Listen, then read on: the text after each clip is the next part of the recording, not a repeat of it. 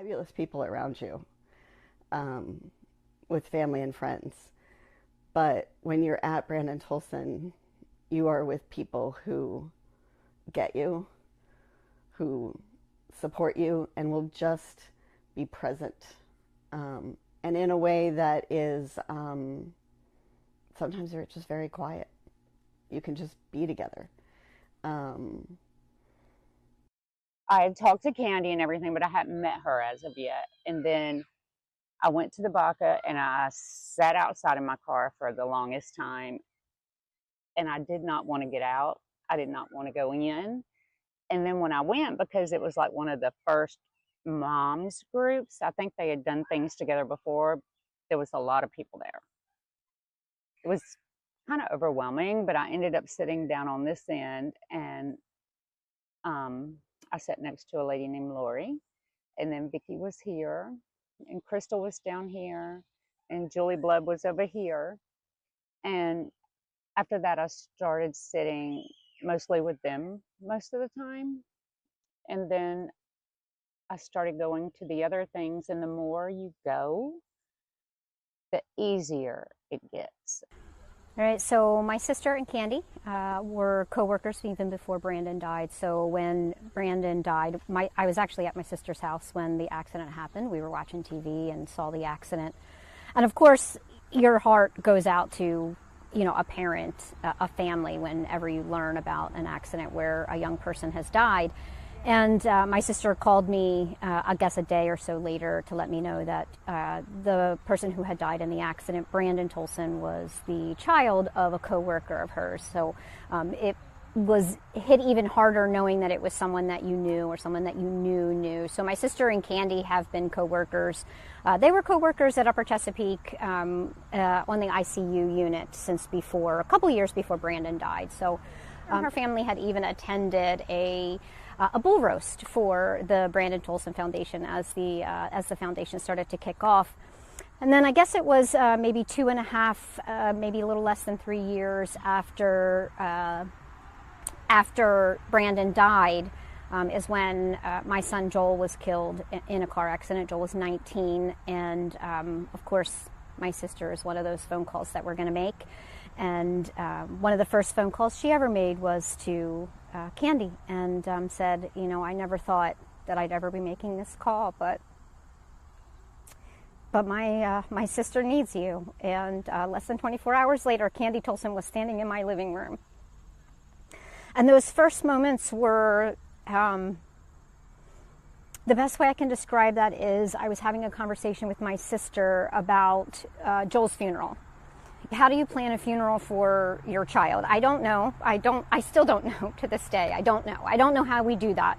But I know I was talking about the things that we were planning, and my sister kept reassuring me that it was okay. It didn't need to be perfect and not to stress about it. And I kept saying to her, no, it does need to be perfect. It does need to be perfect, because I'll never plan anything ever again for this child.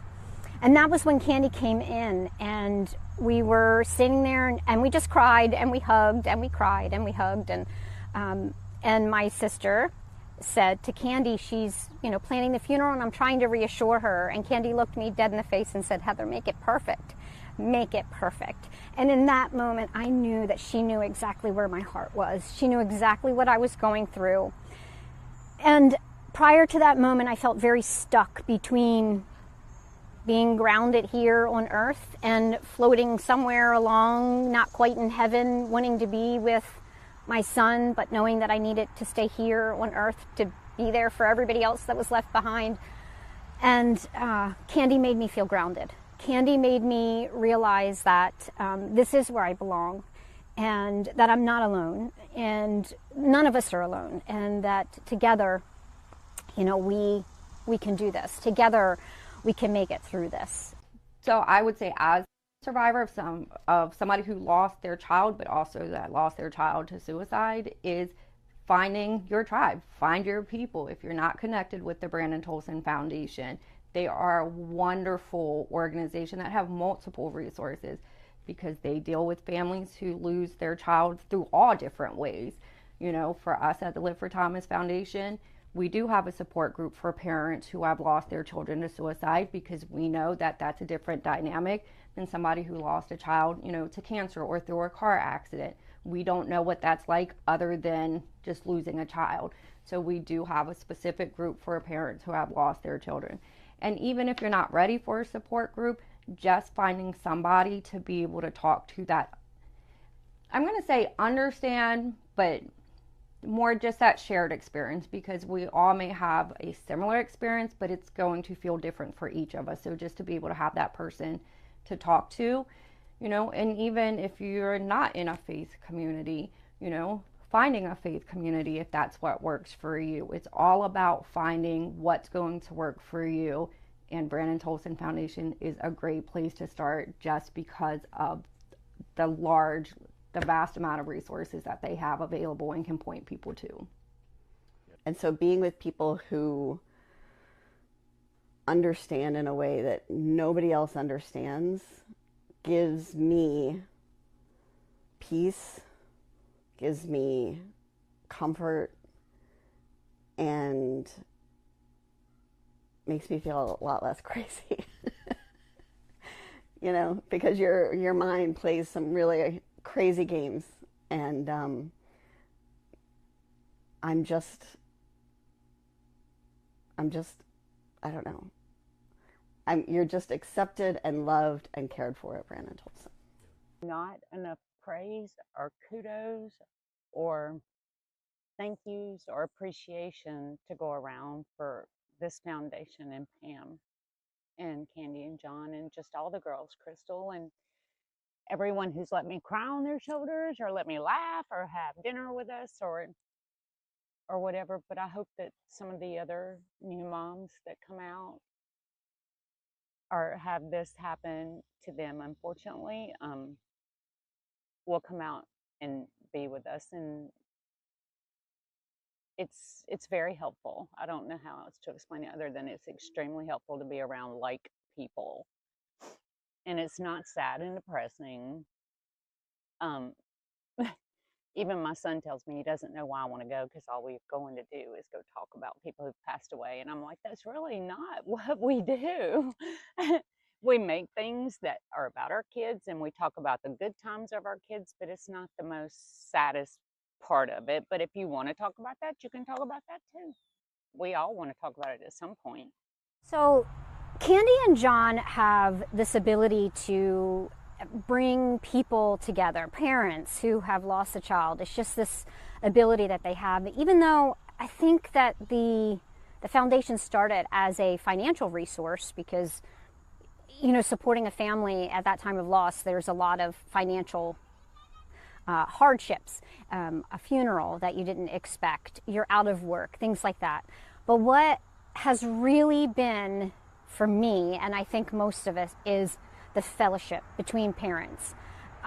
Getting together with other parents who just know exactly how broken your heart is. You just immediately connect. These people become your best friends, and you don't even know anything else about them. For me, I think the easiest part of it was that I didn't have to explain anything. I didn't have to tell them how broken I was. I didn't have to talk about my loss. They just knew, and we all knew. And when you embrace each other, you sit across the table, you make eye contact, or you create something like our gathering for grieving moms, where we're a lot of times doing some piece of art or creating. But when you love each other, there's just this connection and this support. And it's that reminder that you can do this. We can do this. If you ask me how we get through it, I don't know. I don't have the answers. But what I can say that helps is being together with other people who also don't have the answers. But just know that being together is healing balm for the jagged edges of our broken hearts. And I slowly started to go to the monthly online with Brandon Tolson and started meeting other moms. And there was this one in Pennsylvania, Maisie. I said to her when I did get to finally meet her in person, I was like, I don't know what it was about you, but I just felt a connection with you. And we saw each other at the retreat this past, I don't remember when it was, April. And we hugged because we were, I'd never met in person, but just hugged. And I said, I don't know what it was about you, but I felt a connection to you. And she goes, it was my sassy personality. I'm like, it was totally your sassy personality. She was just very real about it and raw. And, she had lost an infant. And so when we would talk about what we struggled with, it was very different. And that was kind of cool when you're with moms. There is that sort of, not comparison, but like, wow, I don't know if I could have done that. I had to do this. Like everybody, it's like you get these little nuggets of, okay, if they can do that, I can. If they can put a step forward being through something that feels just as bad or worse, then I can. And there's strength in that. And there's also clarity, for lack of a better term, to know that you're not alone, to know that you have a community, a club that we never wanted to be a part of. As John tells me, I wish I had never met you, right? Whenever we talk to him, he always says that. Wish I'd never met you. Really glad we did and we were able to help, but this club is nothing that anyone wanted to be a part of. But there's hope. And there is comfort in comforting someone else. Even